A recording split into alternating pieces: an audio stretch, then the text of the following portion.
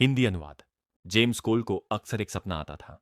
उस सपने में वह एक आदमी को एयरपोर्ट में दौड़ते हुए देखता था, जिसे सबके सामने गोली मार दी जाती थी। एक औरत उस आदमी की मौत पर जोर जोर से रो रही होती थी, जबकि एक छोटा लड़का अपने माता पिता के साथ खड़ा होकर पूरा दृश्य देख रहा होता है। एक सुबह जेम्स अचानक इसी सपने से जाग गया। साल था 2035। अब इंसान जमीन के नीचे रहते थे, क्योंकि 38 साल पहले 1997 में एक घातक वायरस पूरी दुनिया में फैल गया था, जिसने 5 अरब लोगों की जान ले ली थी। बचे हुए लोग वायरस से बचने के लिए भूमिगत चले गए थे, और अब धरती की सतह पर जंगली जानवरों का राज था। जमीन के नीचे इंसानों ने पूरी बस्तियां बसा ली थीं और सख्त नियमों के साथ जीवन जारी रखा था। यहां तक कि अपराधियों के लिए जेलें भी बनाई गई थीं, जहां कैदियों के साथ जानवरों जैसा व्यवहार किया जाता था। जेम्स भी एक ऐसा ही कैदी था। वैज्ञानिक अभी तक वायरस का इलाज नहीं ढूंढ पाए थे, लेकिन वे एंटीवायरस बनाने की कोशिश में कैदियों का इस्तेमाल कर रहे थे, उनकी जान की बिल्कुल परवाह किए बिना। कभी कभी वे कैदियों को सतह पर कीड़े मकोड़ों के नमूने इकट्ठे करने या अन्य शोध कार्यों के लिए भेजते थे। अगर कोई कैदी संक्रमित हो जाता तो उसे तुरंत मार दिया जाता था। कैदी हर समय डर में जीते थे, यह जाने बिना कि अगला प्रयोग किस पर होने वाला है। उस सुबह जेम्स का नाम प्रयोग के लिए पुकारा गया। डर के मारे उसकी सांसें तेज हो गईं। उसका दोस्त जोसे, जो पास वाली कोठरी में बंद था, उसकी चिंता कर रहा था। थोड़ी ही देर में 2 गार्ड आए, जेम्स को पकड़कर एक कमरे में ले गए, जहां वैज्ञानिकों की टीम उसका इंतजार कर रही थी। उन्होंने जेम्स को कमरे के पीछे लगे एक कुर्सी पर बैठने को कहा। जैसे ही वह बैठा, उसके हाथ बांध दिए गए और कुर्सी ऊपर उठ गई। सामने एक गोलाकार स्क्रीन थी, जिसमें वैज्ञानिकों के चेहरे दिखाई दे रहे थे। एक महिला वैज्ञानिक ने कहा, जेम्स, हमने देखा है कि तुम शारीरिक और मानसिक रूप से मजबूत हो, इसलिए हम चाहते हैं कि तुम हमारे एक महत्वपूर्ण प्रयोग में हिस्सा लो। हमें वायरस का इलाज खोजने और सतह पर वापस लौटने का एक मौका मिला है। अगर तुम हमारी मदद करोगे तो हम तुम्हें जेल से आजाद कर देंगे। क्या तुम मदद करोगे? जेम्स ने हामी भर दी, और यहीं से कहानी ने एक नया मोड़ लिया। हमें ले जाते हुए अप्रैल 1990 में बाल्टीमोर में मनोचिकित्सक डॉ कैथरीन एक मानसिक संस्थान पहुंची। पुलिस ने एक ऐसे आदमी को पकड़ा था जो पूरी तरह पागल लग रहा था। पुलिस का कहना था कि वह सड़क पर नग्न दौड़ रहा था और चिल्ला रहा था कि एक घातक वायरस फैलने वाला है। उसके पास कोई पहचान पत्र नहीं था, और कोई नहीं जानता था कि वह कौन है। उस आदमी को खुद भी नहीं पता था कि वह कहां है या कौन सा दिन है।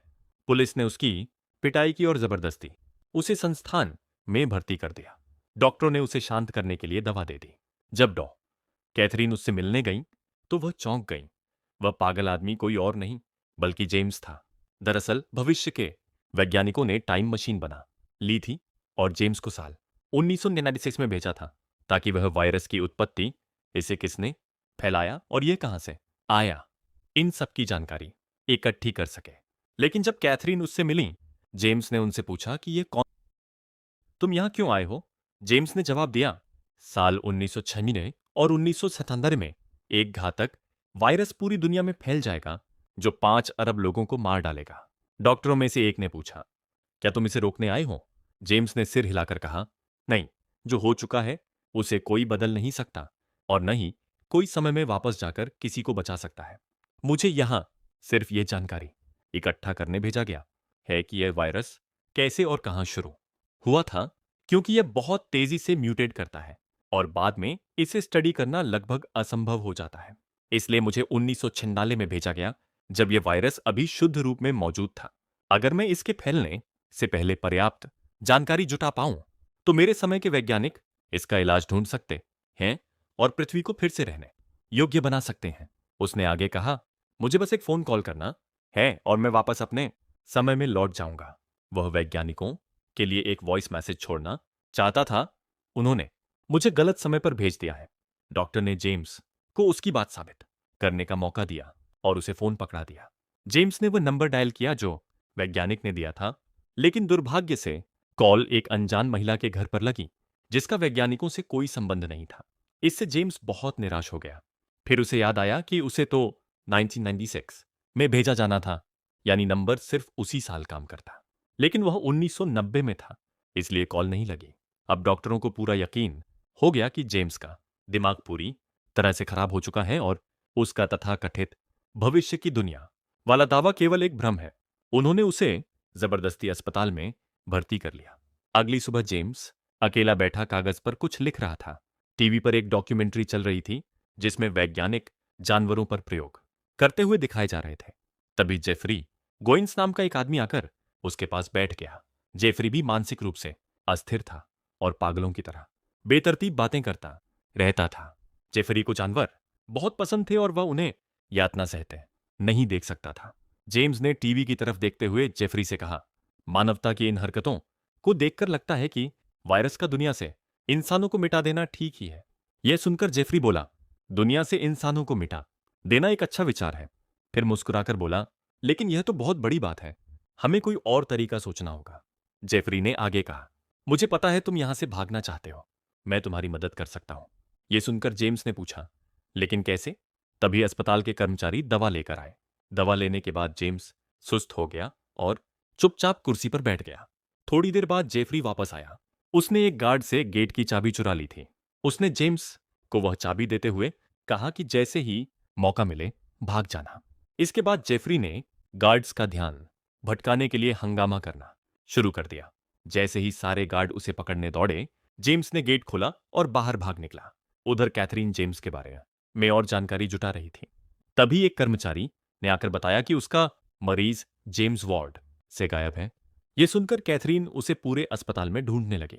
जेम्स बाहर निकल ही रहा था कि गार्ड्स ने उसे देख लिया। उन्होंने उसे पकड़ लिया, वापस खींच कर ले गए, बिस्तर से बांध दिया और उसे बेहोशी का इंजेक्शन लगा दिया। वैज्ञानिकों ने उसे कुछ लोगों की तस्वीरें दिखाई जो पशु अधिकारों के लिए प्रदर्शन कर रहे थे और पूछा, क्या तुमने 1990 में इनमें से किसी को देखा था? जेम्स ने तस्वीरों को ध्यान से देखा और एक फोटो में उसे वही पागल आदमी जेफरी दिखाई दिया। जेम्स ने कहा, मैं इस आदमी से एक मेंटल असाइलम में मिला था। यह सुनकर वैज्ञानिक ने कहा, हम तुम्हें एक बार फिर अतीत में भेज रहे हैं, इस बार 1986 में। तुम्हें आर्मी ऑफ द 12 मंकीज को ढूंढना है और पता लगाना है कि क्या वही लोग उस वायरस को फैलाने के जिम्मेदार थे जिसने दुनिया को तबाह कर दिया। वैज्ञानिक ने जेम्स को आर्मी ऑफ द 12 मंकीज का प्रतीक दिखाया और उसे फिर से समय यात्रा पर भेज दिया। दुर्भाग्य से जेम्स फिर से गलत समय में पहुंच गया। इस बार 1917 में प्रथम विश्व युद्ध के दौरान नंगा और भ्रमित वह अचानक युद्ध के मैदान में प्रकट हुआ।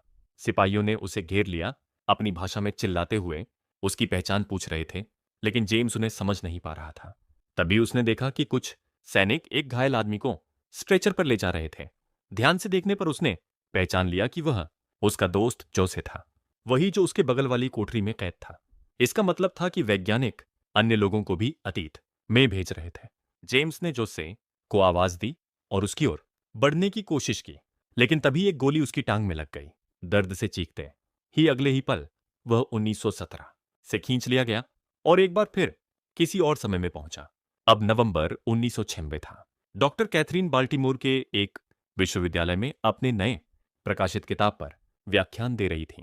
व्याख्यान के दौरान उन्होंने एक स्थिति के बारे में बताया जिसे कैसेंड्रा कॉम्प्लेक्स कहा जाता है। उन्होंने दर्शकों से कहा, यह तब होता है जब कोई व्यक्ति भविष्य में आने वाली विनाशकारी घटना की भविष्यवाणी करता है, लेकिन कोई उस पर विश्वास नहीं करता।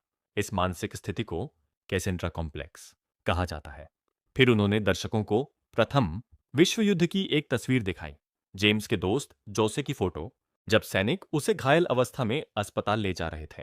असल में किसी व्यक्ति के अतीत में घटने वाली हर घटना भविष्य का हिस्सा बन जाती है। उदाहरण के लिए, प्रथम विश्व युद्ध के दौरान जोसे के साथ जो भी हुआ वह इतिहास का हिस्सा बन गया और दर्ज हो गया। कैथरीन ने दर्शकों को बताया कि यह आदमी प्रथम विश्व युद्ध में देखा गया था। वह युद्ध में घायल हुआ था और अस्पताल में भर्ती था।